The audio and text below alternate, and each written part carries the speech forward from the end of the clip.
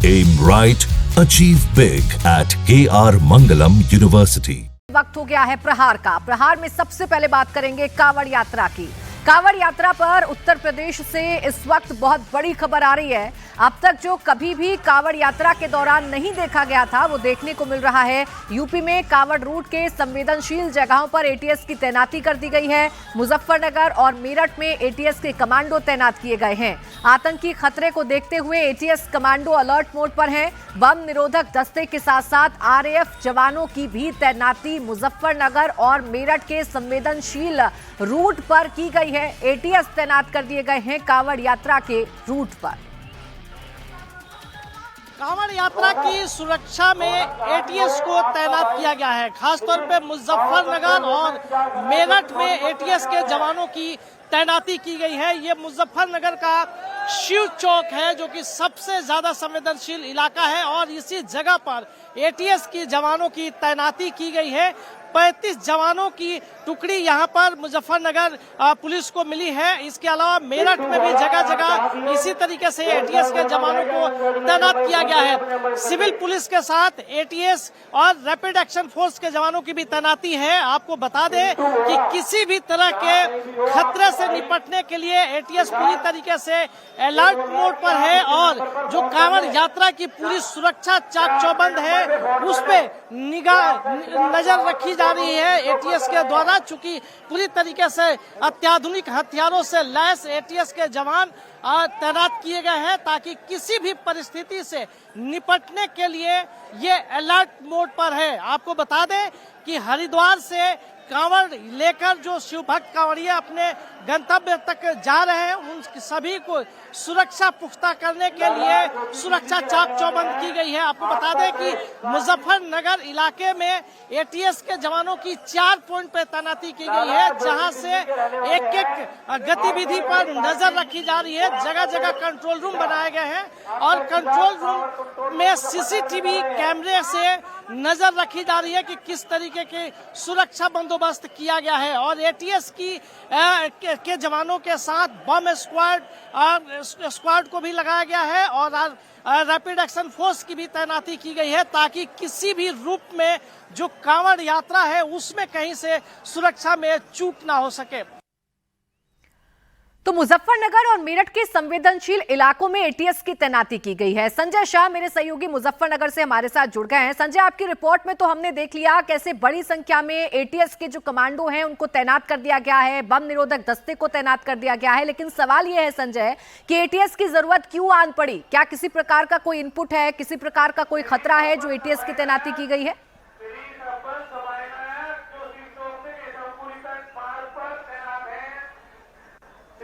जी प्राची, आपको बता दें कि मुजफ्फरनगर पुलिस पूरी तरीके से अलर्ट मोड पे है। जो कांवड़ यात्रा हरिद्वार से यात्री अपनी यात्रा को पूरी कर रहे हैं उनकी सुरक्षा में किसी तरह का चूक ना हो सके इसकी पूरी तरीके से व्यवस्था की गई है। और ये मुजफ्फरनगर का शिव चौक है जहां से हरिद्वार से आने वाले सभी कांवड़िए यहाँ पर भगवान शिव के मंदिर की परिक्रमा करते हैं और परिक्रमा करने के बाद यहाँ से अपनी यात्रा को आगे लेकर जाते हैं। लेकिन आपको बता दें कि यात्रा की सुरक्षा को लेकर पुलिस को तमाम तरह के इनपुट्स हैं। हालांकि पुलिस इस तरह के इसकी बात की कोई पुष्टि सामने आकर नहीं कर रही है, लेकिन यही वजह है कि पूरी सुरक्षा को चाक चौबंद करने के लिए एटीएस को ग्राउंड पे उतारा गया है। एटीएस के जवान सड़क पर है और सुरक्षा उनके हवाले की गई है। चूंकि 35 जवानों की एक टीम मुजफ्फरनगर में है और एक बड़ी टीम मेरठ में भी तैनात की गई है जहां पर कांवड़ रूट जो है उस कांवड़ रूट पे लगातार बिल्कुल संजय, इस यात्रा की संवेदनशीलता को देखते हुए इस यात्रा को शांतिपूर्ण तरीके से संपन्न कराने के लिए एटीएस की तैनाती की गई है। शुक्रिया आपका तमाम जानकारी के लिए। तो योगी सरकार कांवड़ यात्रा के दौरान किसी भी खतरे से निपटने के लिए तैयार है। अब तो एटीएस को भी तैनात कर दिया गया है। योगी जो कांवड़ यात्रा और कांवड़ियों के लिए कर रहे हैं ये कुछ लोगों को रास नहीं आ रहा। इंडियन यूनियन मुस्लिम लीग के संयुक्त सचिव कौसर हयात कांवड़ यात्रा पर सवाल उठा रहे हैं। कौसर हयात ने कांवड़ यात्रा को लेकर गृह मंत्री अमित शाह को लेटर लिखा है। लेटर में कौसर हयात ने कांवड़ यात्रा के दौरान कानून व्यवस्था को लेकर सवाल उठाए हैं। कौसर हयात ने लिखा कि कांवड़ यात्रा के चलते पब्लिक को परेशानी होती है। कांवड़ यात्रा से उत्पात और हिंसा का माहौल बना रहता है। कांवड़ यात्रा के चलते मेन रूट बंद है। कौसर हयात ने उपद्रव करने वाले कांवड़ियों पर भी कार्रवाई की मांग की है। मीट की दुकानों पर लगा प्रतिबंध भी हटाने की मांग की गई है।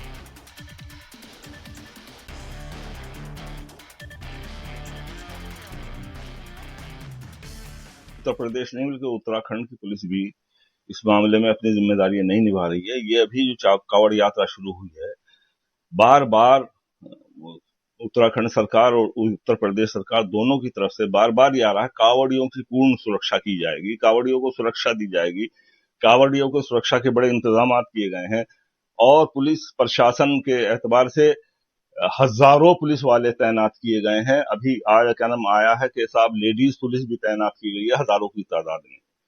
ये सारे काम हो रहे हैं कांवड़ यात्रियों की सुरक्षा के लिए। लेकिन पिछले एक हफ्ते का आप रिकॉर्ड अगर उठाकर देखें तो कांवड़ियों को तो कोई खतरा नहीं है, अलबत्ता कांवड़ियों से आम नागरिकों को खतरा जरूर पैदा हो गया है। उत्तराखंड के अंदर हरिद्वार और हरिद्वार से आगे चल के रुड़की और रुड़की से आगे चल के मुजफ्फरनगर और मेरठ के अंदर जो उत्पात मचाया जा रहा है, अब तक कई गाड़ियां तोड़ी जा चुकी हैं, कई मोटरसाइकिलें तोड़ी जा चुकी हैं अब तक, और ई रिक्शा तोड़े जा चुके हैं, और उसके अलावा होटलों को कई को उजाड़ा जा चुका है, जिसमें हिंदुओं के भी होटल हैं, उनको उजाड़ा जा चुका है और एक ऐसा उत्पात मचाया हुआ है और पुलिस तमाशाई देखती रहती है। जहां हजारों पुलिस वाले तैनात हैं सुरक्षा के लिए, क्या वो केवल कांवड़ियों की सुरक्षा करें? अब सिर्फ इंडियन मुस्लिम लीग सवाल उठाती तो बात कुछ और होती, लेकिन अब कांग्रेस के सीनियर लीडर दिग्विजय सिंह भी कांवड़ यात्रा पर सवाल उठा रहे हैं। दिग्विजय सिंह ने सोशल मीडिया फेसबुक पर एक पोस्ट किया है जिसमें कांवड़ यात्रा के दौरान सड़क को घेरने का मुद्दा उठाया है। दिग्विजय के पोस्ट में दो तस्वीर नजर आ रही हैं, एक में सड़क पर कांवड़ रखे नजर आ रही हैं, तो वहीं दूसरी तस्वीर दिल्ली की है जहां सड़क पर नमाज पढ़ते लोगों को एक पुलिसकर्मी लात मारता दिख रहा है। दिग्विजय ने तस्वीर शेयर करके लिखा, एक देश दो कानून।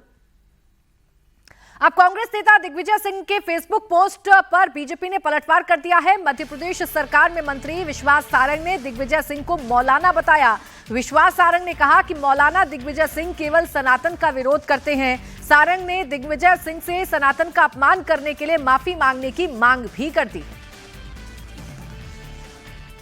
मौलाना दिग्विजय सिंह केवल सनातन का विरोध करते हैं। कांवड़ यात्रा जैसी पावन पर्व को भी वो विवादास्पद करना चाहते हैं, पर उनसे और कुछ अपेक्षा नहीं है। दिग्विजय सिंह जी हर समय हिंदू धर्म का, हिंदू धर्मावलंबियों का और हिंदू साधु संतों का और हिंदू त्योहारों का अपमान करते आए हैं, इसीलिए तो उन्हें मौलाना दिग्विजय सिंह कहा जाता है।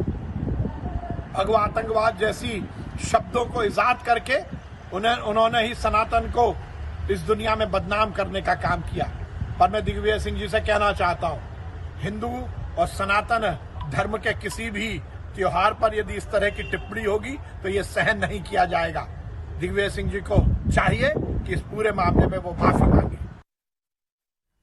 तो सनातन धर्म और कांवड़ को लेकर एक तरफ सियासत हो रही है, तो दूसरी तरफ उत्तर प्रदेश में छांगुर के देश विरोधी एजेंडे की भी खूब चर्चा हो रही है। छांगुर उर्फ जलालुद्दीन सिर्फ अवैध धर्मांतरण का धंधा ही नहीं चला रहा था, बल्कि वो देश में आतंकियों को ट्रेनिंग भी दे रहा था। इस बात का खुलासा यूपी एटीएस की एफआईआर में हुआ है। छांगुर के खिलाफ पिछले साल यानी 2024 में एक एफआईआर दर्ज हुई थी, जिसमें छांगुर पर आतंकी ट्रेनिंग कैंप चलाने का आरोप लगा था। इंडिया टीवी के पास उस एफआईआर की कॉपी है।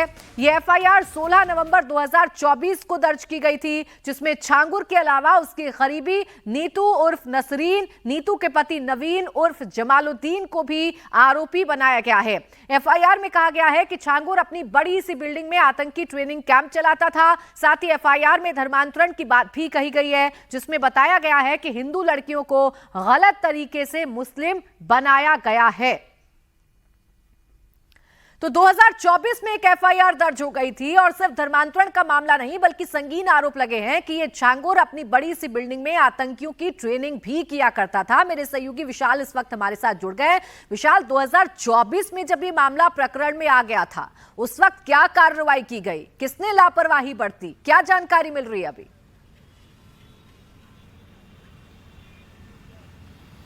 देखिए प्राची, इस पूरे मामले का जो इन्वेस्टिगेशन है वो पैन इंडिया हो चुका है, क्योंकि ऐसा नहीं कि सिर्फ उत्तर प्रदेश के बलरामपुर में ही इस तरीके का अवैध धर्मांतरण का जो काला साम्राज्य है वो बढ़ाया जा रहा था, बल्कि 2024 की एटीएस की जो एफआईआर है वो अपने आप में दिखा देती है कि ये पूरा मामला कितना ज्यादा संवेदनशील है और राष्ट्र की सुरक्षा के लिहाज से कितना ज्यादा महत्वपूर्ण है। क्योंकि जो एटीएस ने एफआईआर दर्ज की थी, जिसकी कॉपी इंडिया टीवी के पास मौजूद है, उस एटीएस की एफआईआर में इस बात का जिक्र किया गया है शिकायतकर्ता की तरफ से कि बड़ी बिल्डिंगों में की ट्रेनिंग कैंप चलाए जाते हैं और छांगुर की इस गतिविधियों को रोका जाना बहुत ज्यादा जरूरी है, क्योंकि परेशान, गरीब और मजलूम जो बच्चियां होती हैं, लड़कियां होती हैं, औरतें होती हैं, उनको बाकायदा इस्लाम के लिए प्रेरित किया जाता है। और किस तरीके से ये पूरा गिरोह पूरे देश में इस्लामिक राष्ट्र बनाने की कोशिश कर रहा था, इन तमाम दावों के साथ साथ न सिर्फ छांगुर और उसके एसोसिएट्स के फोन नंबर दिए गए हैं, कॉन्टैक्ट नंबर दिए गए हैं, उनसे जुड़ी हुई जानकारियां दी गई हैं, बैंक अकाउंट दिए गए हैं और यह भी बताया गया है कि किस तरीके से विदेशी फंडिंग होती थी गल्फ कंट्रीज से, सऊदी से, और किस तरीके से धर्मगुरु जो सऊदी से बाकायदा वीडियो कॉन्फ्रेंसिंग के जरिए उत्तर प्रदेश में और बाकी इलाकों में महिलाओं का धर्म परिवर्तन कर रहे थे और जिन लोगों को बाकायदा विदेश लेके जाया जाता था, वहां पर छांगुर का गिरोह किस तरीके से एक्टिव रहता था और अपने आप में इस धर्मांतरण के खेल को आगे बढ़ा रहा था। लेकिन उस बड़ी बिल्डिंग में आतंकी कैंप चलाए जाने की सूचना, वहां की शिकायत अपने आप में इस पूरे मामले को बहुत ज्यादा गंभीर कर देती है, संवेदनशील कर देती हैं। इसीलिए यूपी एसटीएफ के साथ साथ यूपी एटीएस इस पूरे मामले के इन्वेस्टिगेशन को आगे बढ़ा रहा है और आज जब नसरीन को और छांगुर को कोर्ट में पेश किया जाएगा तो इन्हीं सब एविडेंसेस के साथ साथ बिल्कुल विशाल, अभी धर्मांतरण से जुड़ा हुआ मामला सिर्फ नहीं रह गया है, बल्कि ये देश की सुरक्षा से जुड़ता हुआ नजर आ रहा है और छांगुर के तार कहां तक जुड़े हुए हैं, जांच के बाद सामने आएगा। शुक्रिया तमाम जानकारी के लिए। छांगुर एंड कंपनी पर शिकंजा कसता जा रहा है। यूपी एटीएस आज छांगुर और उसकी महिला मित्र नीतू उर्फ नसरीन को कोर्ट में पेश करेगी। छांगुर और नीतू 10 जुलाई से यूपी एटीएस की रिमांड में है और आज दोनों की रिमांड खत्म हो रही है। ऐसे में यूपी एटीएस लखनऊ की अदालत में दोनों को पेश करेगी और रिमांड बढ़ाए जाने की मांग भी करेगी। उधर छांगुर के मददगार अफसरों पर भी एक्शन की तैयारी चल रही है। एटीएस की जांच में सामने आया है कि छांगुर के अवैध धर्मांतरण के मामले में 4 अफसरों ने मदद की। साल 2019 से लेकर साल 2024 के बीच ये अफसर बलरामपुर में तैनात थे। छांगुर के काले साम्राज्य को बढ़ाने में जिन अफसरों ने मदद की है उसमें एक एडीएम, 2 सीओ और एक इंस्पेक्टर का नाम सामने आ रहा है। ये अफसर छांगुर के एक इशारे पर कुछ भी करने को तैयार रहते थे और अब इन अफसरों पर भी गाज गिर सकती है। यूपी एटीएस की जांच जैसे जैसे आगे बढ़ रही है वैसे वैसे धर्मांतरण का रैकेट चला रहे जलालुद्दीन उर्फ छांगुर को लेकर नए खुलासे हो रहे हैं। नया खुलासा छांगुर के एजेंट बदर सिद्दीकी को लेकर भी हुआ है। दिल्ली से सटे गाजियाबाद के एक परिवार ने बदर सिद्दीकी पर लव जिहाद का आरोप लगाया। पीड़ित परिवार का आरोप है कि साल 2019 में बदर सिद्दीकी और छांगुर ने उसकी लड़की को गायब कर दिया था। पीड़ित परिवार का कहना है कि बदर अख्तर सिद्दीकी ने युवती को बहलाया फुसलाया, धीरे धीरे अपने जाल में फंसाया और 2019 के बाद से उसका कोई अता पता नहीं है। छांगुर उर्फ जलालुद्दीन के एजेंट बदर सिद्दीकी की कई तस्वीरें सामने आई हैं जिसमें वो अलग अलग हिंदू लड़कियों के साथ दिख रहा है। बदर सिद्दीकी पर आरोप है कि वो हिंदू नाम रखकर पहले हिंदू लड़कियों से फ्रेंडशिप करता था, पैसे दिखाकर प्रेम जाल में फंसाता था और फिर शादी कर धर्म परिवर्तन कराया करता था। सर, मेरी बहन ट्रैवल एंड टूरिज्म का कोर्स कर रही थी, जिस दौरान इससे बातचीत हुई बदर अख्तर सिद्दीकी नाम के आदमी से। इसने उसको बातचीत करना और इसको गाड़ियों में वो करना, उसको मैनिपुलेट करना चालू कर दिया। फिर उसको धीरे धीरे ऐसी लाइफ दिखाने लगा कि जैसे तेरे घर वाले तो तेरे लिए कुछ नहीं करेंगे, जो भी हूँ मैं ही हूँ, मैं तेरी सारी मॉडलिंग करवाऊंगा, जॉब करवाऊंगा। उसको इस तरह से अपनी बातों में वो बहलाने लग गया। फिर उसके बाद एक बार वो घर आई थी मेरी बहन, तो घर में भी अच्छे से उसका बिहेव नहीं था, किसी से ढंग से बात नहीं करती थी, चिड़चिड़ी रहती थी, कुछ भी बोल लो उसको कुछ भी अच्छा लगता ही नहीं था। फिर उसके बाद एक बार वो घर वापस आ गई, चली गई थी, इसमें जो कि बदर अख्तर सिद्दीकी ही लेके गया था। फिर उसने उस टाइम पे ब्रेन वॉश कर दिया। दोबारा जब वो गई तो उसने बताया कि ये इसको कुछ चावल वावल भी देता था पड़वा के। अब को वो पीर बाबा के चावल, वो झांगुर जो भी है ये बाबा, इसके चावल पड़वा के देता था। कभी उसको पानी दे रहा है लाके कि मेरे दोस्त ने दिए हैं, तो इस तरह से वो उसको चीजें भी खिलाने लग गया था। फिर उसके बाद जब ये जो मेरी बहन है ये 2019 24 अक्टूबर 2019 के बाद इससे हमारी कोई बातचीत नहीं हुई है। अक्टूबर के लास्ट में हमारी बातचीत हुई थी, वो भी मैसेज में। लेकिन उसके बाद फिर हमारी कोई बातचीत इससे नहीं हुई। इसमें काफी लड़कियां हैं जो हिंदू ही हैं और ज्यादातर कम एज की हैं। जो ये मतलब करता था, इसमें कोई मेरठ की ही है, कई लड़कियां हैं जिसमें मैं नाम नहीं ले सकती, लेकिन उनके घर वाले भी जो ढूंढ रहे थे, हमारी तरह वो भी परेशानी है, उनका भी अब तक कुछ भी पता नहीं चला है। छांगुर अपने एजेंट को इस तरह से ट्रेन करता था कि वो दूसरी लड़कियों का ब्रेन वॉश कर सके, लव जिहाद के जरिए धर्मांतरण करा सके। बदर सिद्दीकी भी लापता है। वांटेड लिखकर उसके खिलाफ जारी एक पोस्टर भी सामने आ गया है जिसमें कहा गया है कि उसने नाम बदलकर हिंदू लड़कियों को फंसाया है। आरोप लगा है कि उसने आरव, सैम और समीर अरोड़ा जैसे हिंदू नाम रख लिए थे। वो हिंदू लड़कियों से दोस्ती करता था, प्रेम जाल में फंसाकर फिर गायब कर देता था। उसके खिलाफ 2 लाख रुपए के इनाम की बात भी लिखी गई थी। यूपी में योगी की पुलिस छांगुर के धर्मांतरण के धंधे पर प्रहार कर रही है, तो वहीं देवभूमि उत्तराखंड के मुख्यमंत्री पुष्कर सिंह धामी सनातन के पथ पर लगातार आगे बढ़ रहे हैं। उत्तराखंड देश में यूनिफॉर्म सिविल कोड लागू करने वाला पहला राज्य बना। धामी ने सभी वर्गों से राय लेकर यूसीसी बिल तैयार किया, फिर उसे कानून के तौर पर लागू कराया। वहीं कांवड़ यात्रा के दौरान पहचान छिपाकर लोगों को ठगने वाले साधु बाबाओं के खिलाफ देवभूमि में पुलिस ऑपरेशन कालनेमी चलाया गया। अब तक 400 से ज्यादा फर्जी साधु बाबाओं को सलाखों के पीछे भेजा जा चुका है और अब उत्तराखंड के सभी स्कूलों में गीता श्लोक पढ़ने की पहल शुरू की गई है, जिस पर अब सियासत भी शुरू हो गई है। उत्तराखंड में धामी सरकार ने नई पहल शुरू की है। नई शिक्षा नीति के तहत उत्तराखंड के स्कूलों में बच्चे अब रोज गीता का एक श्लोक पढ़ेंगे। इतना ही नहीं, श्लोक का अर्थ और साइंटिफिक महत्व भी समझाया जाएगा। हफ्ते में एक दिन क्लास में गीता के श्लोक पर चर्चा भी की जाएगी। साथ ही धामी सरकार ने सिलेबस में गीता रामायण की शिक्षा भी शामिल करने का आदेश जारी कर दिया है।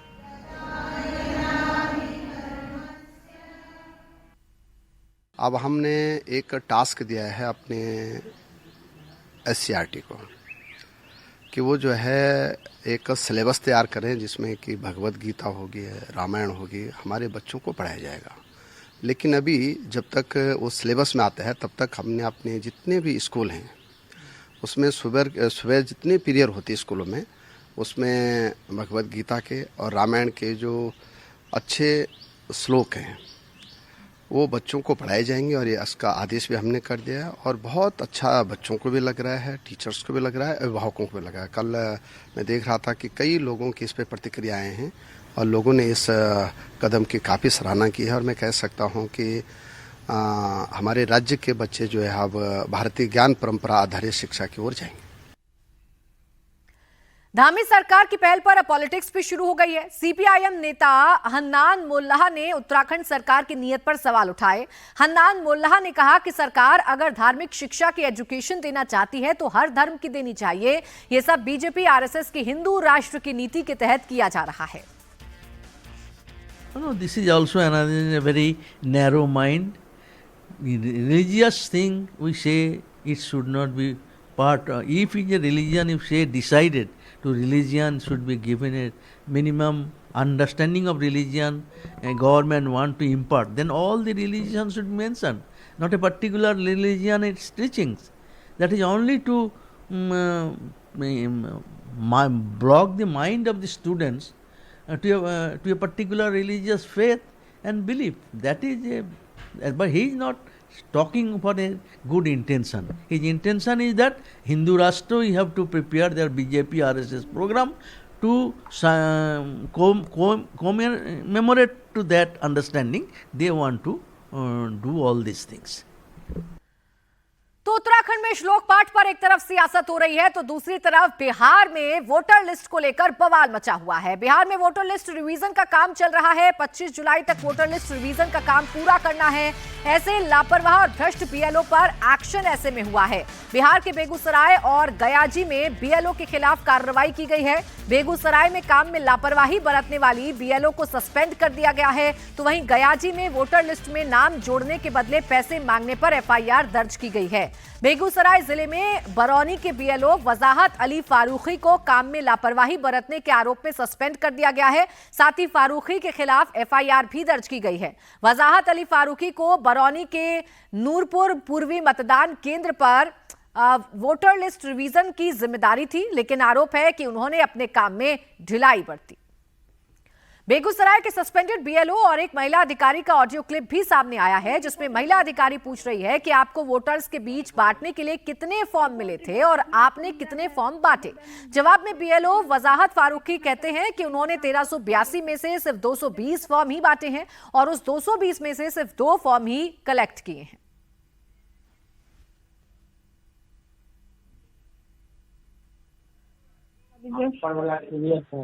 क्या रिपोर्ट बोले? रिपोर्ट कितना आपको मिला है आवेदन ब्लॉक से, कितना बांटे हैं, कितना कलेक्ट किए हैं, कितना अपलोड किए, ये सब जब रिपोर्ट पूछा जाए तो यही बताना है। 1383 मिला था। 1382 मिला था। 1382 मिला है। और वितरण कितना किया? वितरण हुआ 220 और संग्रहण कलेक्शन कितना किए? ऑप्शन 2 हुआ। 2 बहुत कम है। आप बताइए 1300 आपको मिला है और आप 2 को कर रहे हैं, बहुत दयनीय स्थिति है। वितरण भी पूरा नहीं हुआ तो कलेक्शन का जो पब्लिक ऐसे ही वापस कर रही है, जैसे दे रहे हैं वैसे वापस कर रही है। क्या कहिए तो वैसे क्या तो पब्लिक क्या चाहती है? वोटर लिस्ट से नाम कट जाए, नागरिकता छिन जाए। अब वो तो समझाना मेरा काम। हाँ, वो तो समझाना आपका काम है ना। इस मामले में निलंबित बीएलओ वजाहत अली फारूकी का क्या कहना है वो भी आप सुन लीजिए। चुनाव आयोग का जो नियम था उसके हिसाब से हम काम कर रहे थे। डोर टू डोर जा भी रहे थे, फॉर्म दे भी रहे थे, फॉर्म ले भी रहे थे, लेकिन ऑफिस का दबाव था कि आप बस टेबल में बैठिए और सारा फॉर्म भरिए और सबमिट कर दीजिए, जो मेरे लिए संभव नहीं था। तब फरमान भी आपके पास है क्या? फरमान है कि रजिस्टर है मेरे पास, जो लोगों को फॉर्म दिए हैं वो सबूत है, उनको रिसीव करवाए हैं जाके, और घूम के फॉर्म लिए हैं वो तो पब्लिक बताएगी। आज तक घूम के तो मतलब पूछा नहीं किया, वहीं रिपोर्ट बनाया गया और वहीं लापरवाही का इल्जाम लगा दिया गया। ऑफिस में जो दबाव आता था उसका कोई प्रूफ है? हाँ, प्रूफ है मेरे पास, आईटीओ है उसका। जो मैडम बार बार कह रही थी कि जल्दी फॉर्म दीजिए, मजबूरन तो हम रिकॉर्ड किए। क्या कहती थी? कहती थी कि बस टेबल में बैठिए और फॉर्म भरिए और खुद से डाउनलोड कर दीजिए, जाने की जरूरत नहीं पब्लिक के बीच। वहीं बिहार के गया में भी एक बीएलओ पर एक्शन हुआ है। बीएलओ गौरीशंकर पर लोगों से पैसे मांगने का आरोप है। डीएम के आदेश पर बीएलओ के खिलाफ एफआईआर दर्ज की गई है। बीएलओ गौरीशंकर पर मानपुर ब्लॉक में वोटर लिस्ट रिवीजन की जिम्मेदारी है। वीडियो में एक शख्स बीएलओ से पूछ रहा है कि आपने पैसे क्यों मांगे, जिस पर बीएलओ कहता है कि चाय पानी के लिए पैसा मांगा गया है। हालांकि हंगामा बढ़ने पर बीएलओ ने पैसा वापस कर दिया, लेकिन डीएम के आदेश पर बीएलओ के खिलाफ मुकदमा दर्ज कर लिया गया है। आप पैसा लिए ऑनलाइन? अरे भैया चाय पानी लेके फोन पे से पैसा दिया वो आप लिए 20 रुपया फार्म करके लिया है, काहे लीजिएगा फार्म के पैसा। और अब बात ओडिशा की, जहां बीएड सेकेंड ईयर छात्रा की मौत पर पूरे राज्य में भारी आक्रोश है। आज बालासोर में विपक्षी बीजेडी ने बड़ा प्रदर्शन किया है। इस दौरान पुलिस ने प्रदर्शनकारियों पर वाटर कैनन का इस्तेमाल किया। बालासोर में बीजेडी के प्रदर्शन को देखते हुए पुलिस ने पूरे इंतजाम किए थे। जगह जगह बैरिकेड लगाए गए थे। इसके बावजूद प्रदर्शनकारी जब आगे बढ़ने लगे तो पुलिस ने पानी की बौछार की। बीजेडी के प्रदर्शन के कारण आज बालासोर में स्कूल कॉलेज के अलावा बाजार भी बंद हैं। बीएड सेकेंड ईयर की छात्रा ने यौन शोषण के आरोपी प्रोफेसर के खिलाफ कोई एक्शन नहीं लिए जाने के बाद प्रिंसिपल के चैम्बर के सामने आत्मदाह कर लिया था। 3 दिन तक जिंदगी और मौत से जूझने के बाद उसने एम्स भुवनेश्वर में दम तोड़ दिया था। उसके बाद ओडिशा के लोगों में काफी गुस्सा है। कॉलेज के प्रिंसिपल को गिरफ्तार किया जा चुका है। बीजू जनता दल पूरे मामले की न्यायिक जांच की मांग कर रही है। कल ओडिशा के इंडिया गठबंधन के नेता प्रोटेस्ट करने वाले हैं।